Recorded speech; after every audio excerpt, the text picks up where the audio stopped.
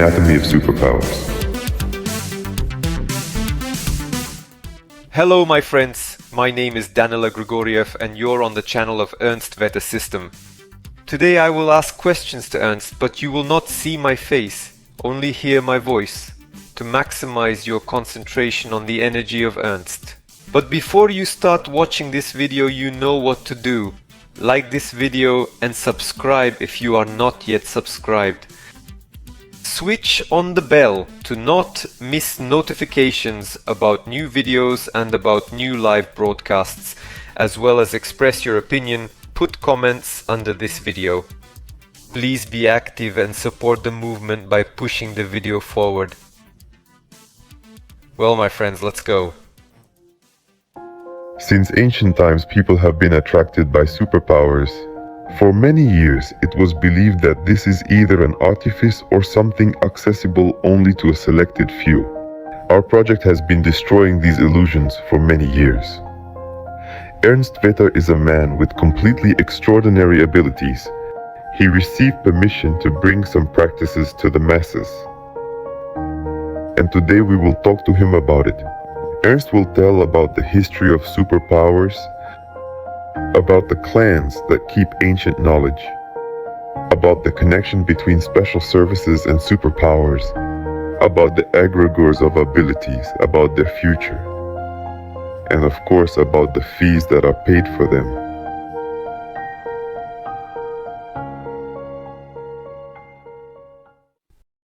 Ernst, you have mentioned egregors and their influence on the development of superpowers many times. What is an egregor?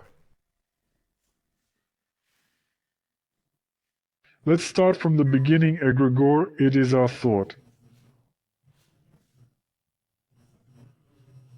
In fact, I even have to start from the very beginning. If you remember, I often quote the Bible because I like the Bible. It is a smart book. Remember how it starts. In the beginning there was a word, and this word was God. So this word was the first egregor. It was before the creation of the word. That is, initially there was a thought. Initially there was one thought. The thoughts grow like mushrooms. They spread, some die, others become stronger. That is, this energy is everywhere, and it affects as follows.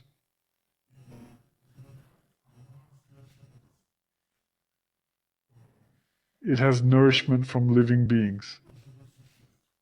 I'm not sure that it has a feed from animals, but from humans it has a feed. That is, there is some kind of a thought that may have existed before the beginning of a mankind. Some egregors appear after a person has thought, that is, a thought is created by a person. This energy has such properties that it constantly needs new connections. When a person thinks about something for the first time, he enters this egregor. That is, he connects to this energy. And then the following happens. Initially, he must give something in order to enter, the so-called entrance fee. A person gives away something, either it is energy or it is power or time. A person may pore over something for a very long time, and only then everything starts to work out. Therefore, I believe that the egregor of superpowers was not created by human. It was created by the Supreme Creator, but it was created for the human so that we could use it. And believe me, superpowers are not limited to showing things like telekinesis, pyrokinesis, where you can demonstrate something, where you can lift up something or ignite. Superpowers are more about the control of matter, control of thought, control of energy. And the derivatives of this are this possession of your body, the possession of energy, the ability to transform your thought, the ability to create an image from thought and put it into life. So I dare not say that it was created by man. My opinion is that it was created by the Almighty, the creator of our world.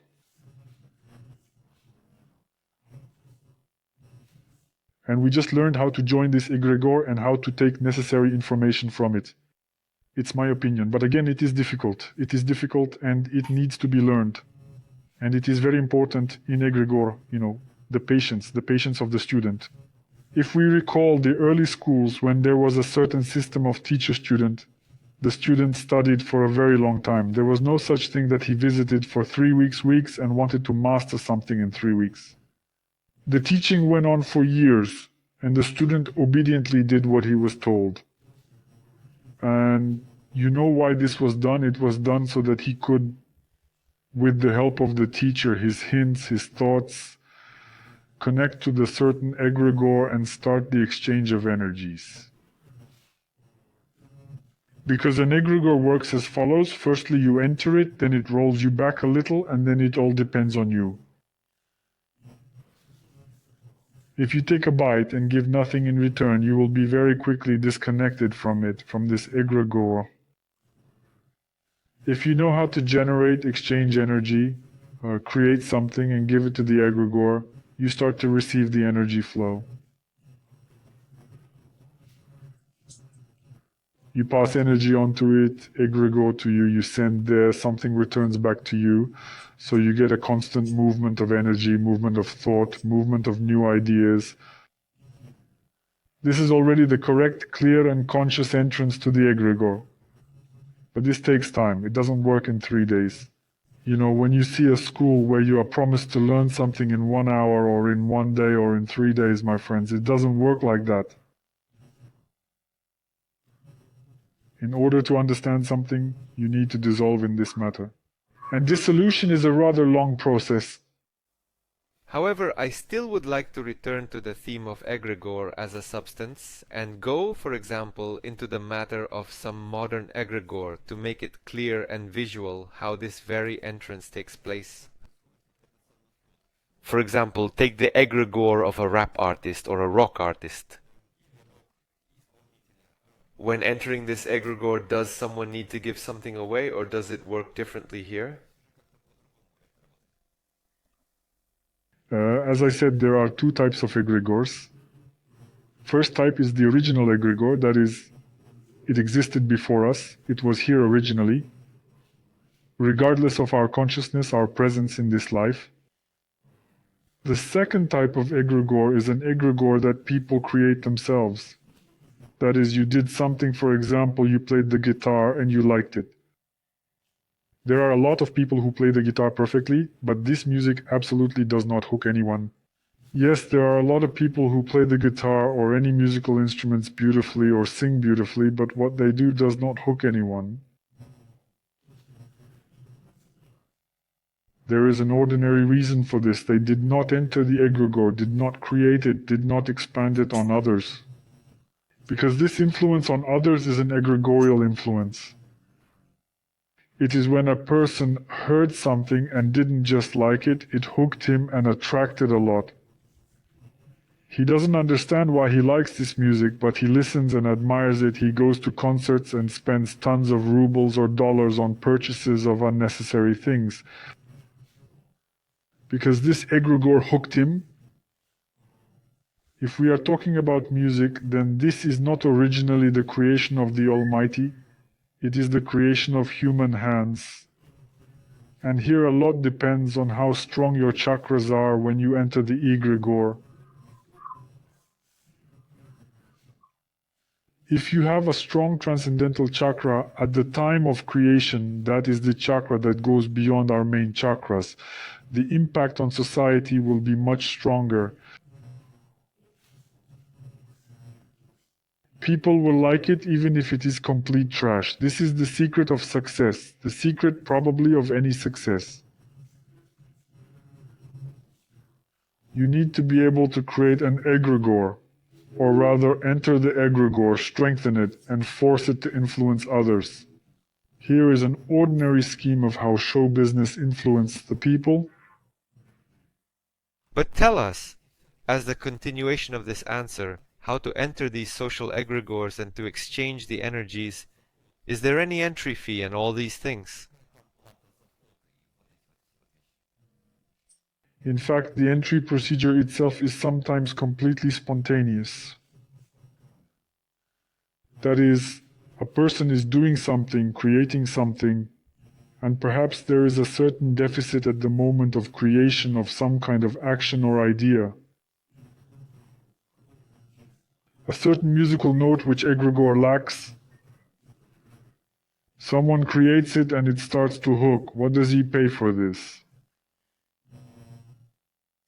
Well, first of all, he pays with his efforts, he pays with his time, and often he loses. You know, a lot of singers, a lot of musical performers were very friends with drugs, with alcohol. This is not because of the good life.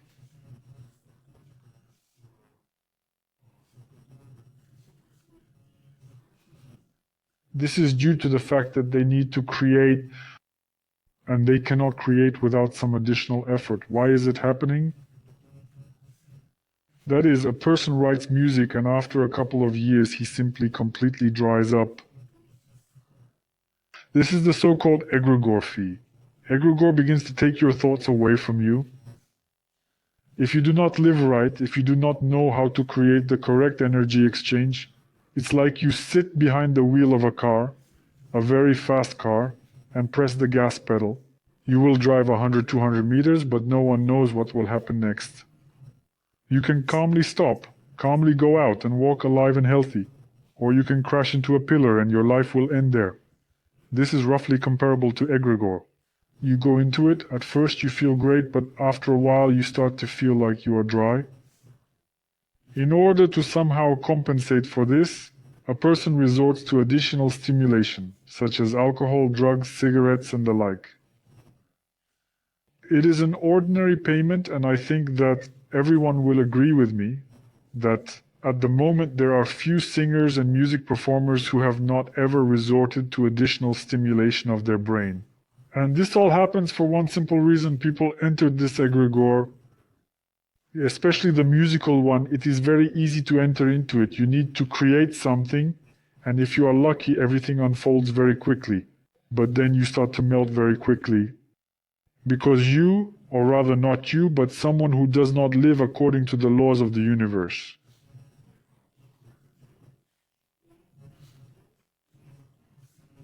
That is, the laws of the universe will require you to constantly accumulate energy, require you to become significant to it. You need to know how to pass energy through yourself, to know how to generate energy, and become meaningful to the universe. If you enter this egregor, you will feel its power and you will want to stay in it. And now this is already possible only with the help of some additional stimulants. I think it's not a secret for anyone that many talented people ended their lives like this.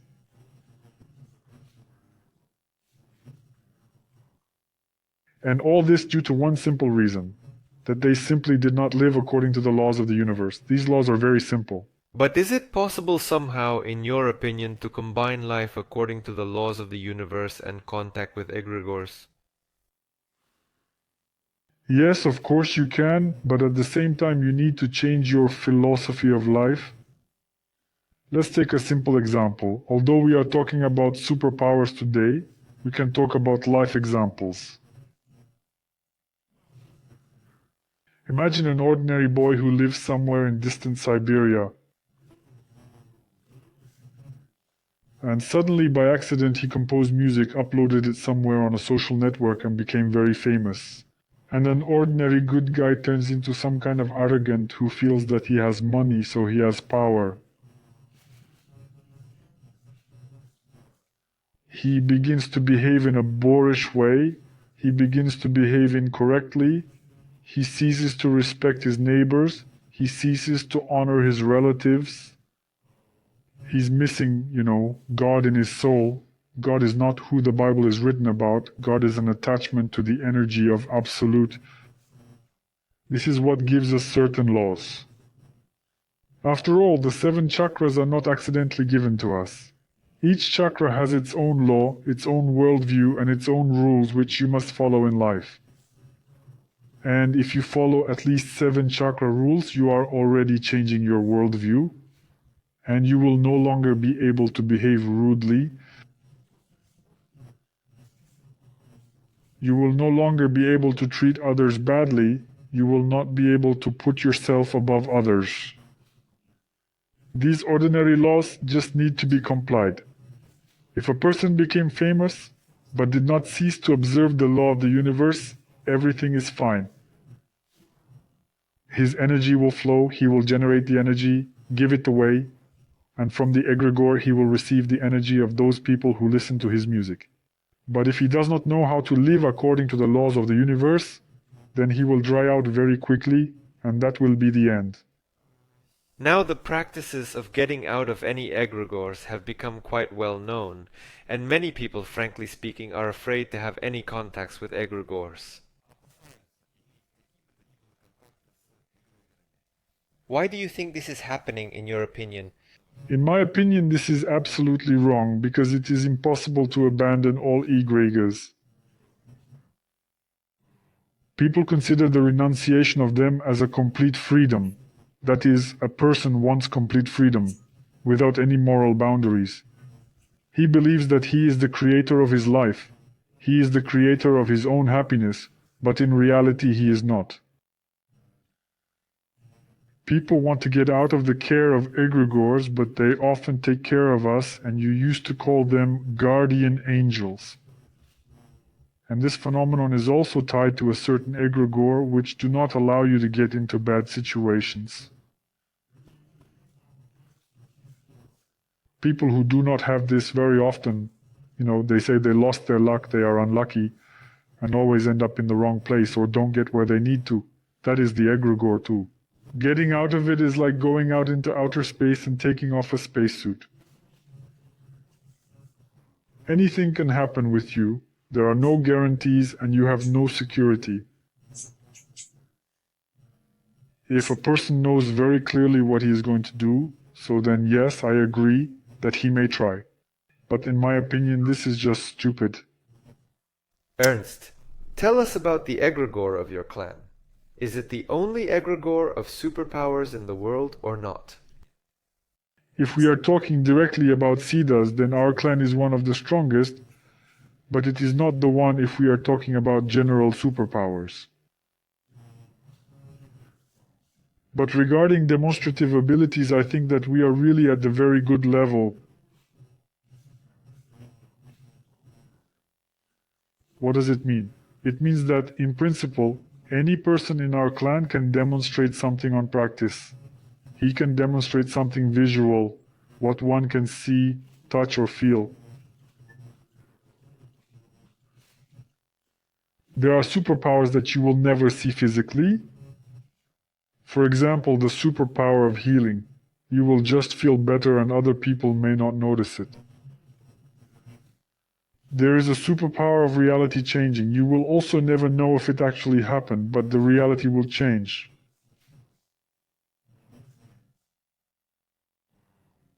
Siddhas as superpowers, I consider in principle the tip of the iceberg. There is much more underwater, more stable fundament.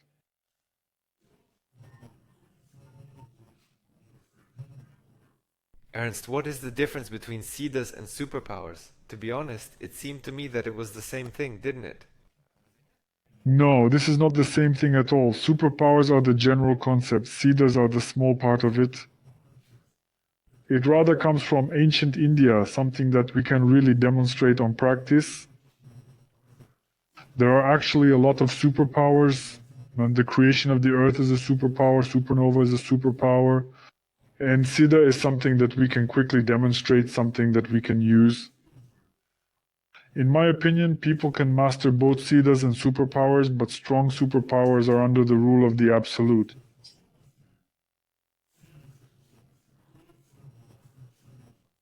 That is, the Absolute will not do telekinesis, it does not need it. It will rather make others do it.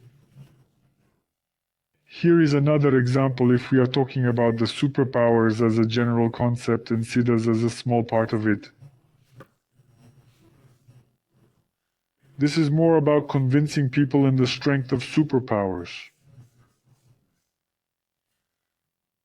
If I will be just talking about my ability to demonstrate something and do not show anything at the same time, people will simply switch from our channel and leave.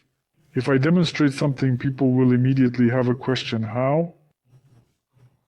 So the question how compares to SIDA, but the question what for compares to superpower.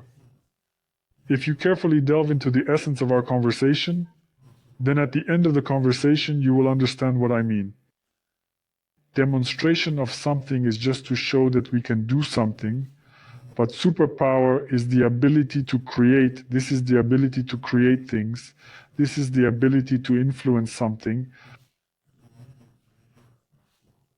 Well, in conclusion, as the question has already been asked, yes, our egregor in principle, occupies a high position, but in the category of superpowers, we are not the coolest. That if we take into account something demonstrative, what can be shown to people? What can be taught to people? By the way, you know an interesting fact, that in our clan there are internal schools in which we really teach. But there we train only very talented people. If a person comes with some specific abilities, he is trained. Whether this exists in other clans, I cannot say. I was not in them. I heard about them, talked with people who were there, but I can't say exactly how other clans are organized. Our clan teaches people. Our clan transfers certain knowledge. But there are certain requirements. A person must already be able to do something. He must also show his importance in this life, and his importance not to society but to this particular clan. In order for a person to be accepted for training, he must show his intentions, show his zeal.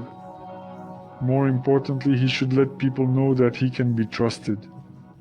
This is very important because if the teacher does not trust his student, then the information will not transfer properly and it will not be assimilated.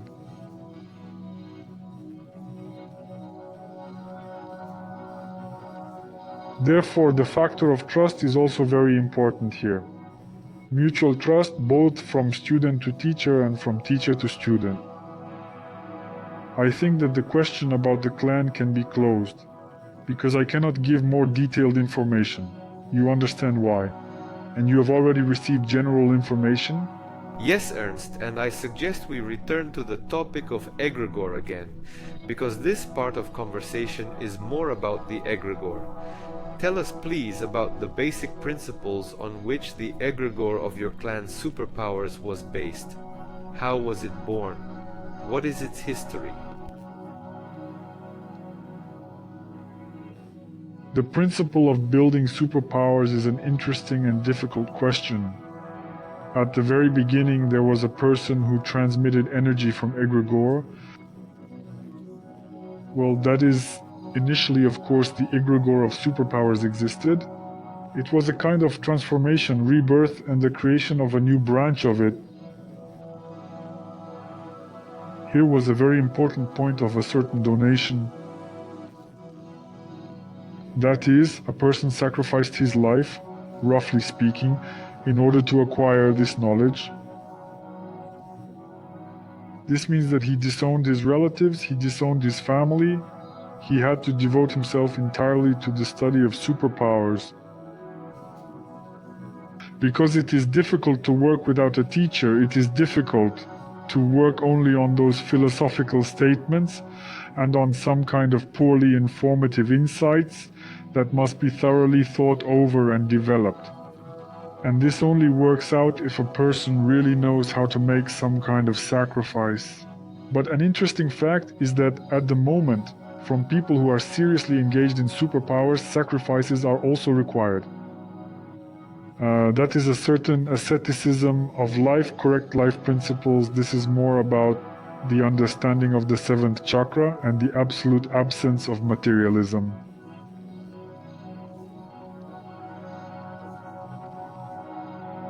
The material things in our life do not really matter. And when a person understands this, enlightenment comes to him.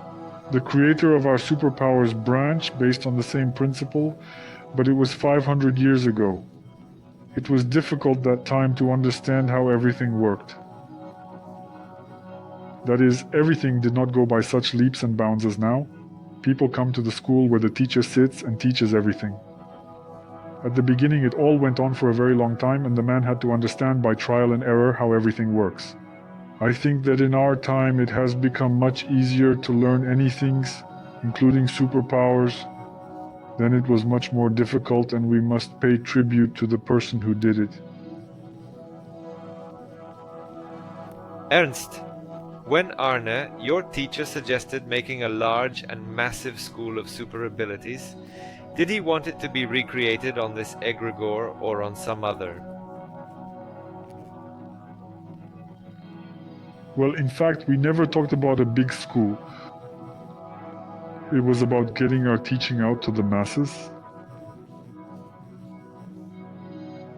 Although if we look at it seriously, then Arne began to teach this, relatively speaking, to the masses because I was not his only student.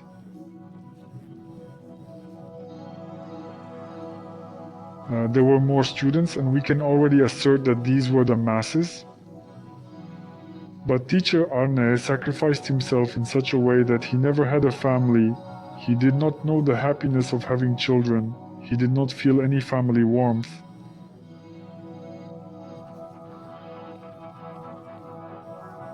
That is, he was always alone. And it was his choice, it was what he sacrificed in order to acquire superpowers, to immerse himself in them, so that the egregor would work in full force for bestowal. I made the same sacrifice. At the moment, I do not know if I did the right thing. What I chose is my path. Maybe after a while I will regret it, but now I am going in the direction of self-development. I study more and more new superpowers. I immerse myself into the egregor of ability. I understand more and more my teacher and why this sacrifice was needed. If you break a certain word that you give to egregor, you lose the connection with these superpowers. You lose absolutely everything.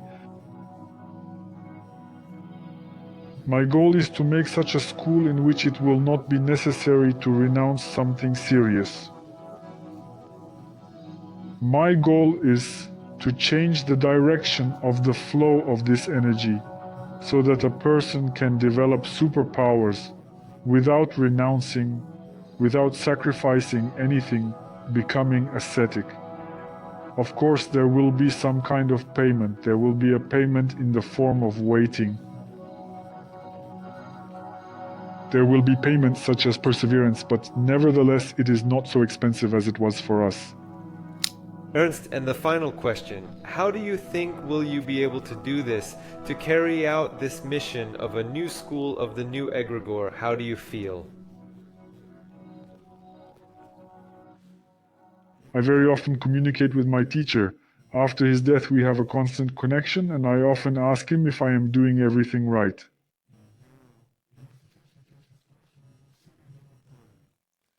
Because I give my students a more light version of teaching, in which they do not need to sacrifice something significant. I constantly ask the teacher if I'm doing everything right, and I never get negative answers. I understand that our students will have to wait a little longer, they will have to put in more effort, but I believe that this school will be successful. I believe that this school will really soon attract new students, new adepts, who will really be able to demonstrate something and who will further spread our teaching. Because the foundation of this teaching is very strong, and the path that we have chosen is more acceptable for the current generation. I'm not sure that if we told the students that they would have to renounce something, they would have stayed with us. Now people have stopped renouncing, have stopped sacrificing something for the sake of something. People want everything at once and for free. I nevertheless chose such a model in which a person will have to pay with his time, will have to pay with his diligence, his training, and a very important moment he will have to pay with his faith. My students must learn to trust me. If a person does not have faith, if he cannot give me his faith and completely immerse himself in my egregor, then I think he has nothing to do in my school. But if he manages to do this, if he manages to completely unquestioningly believe me in what I am doing and feel this energy, then the results will not keep waiting.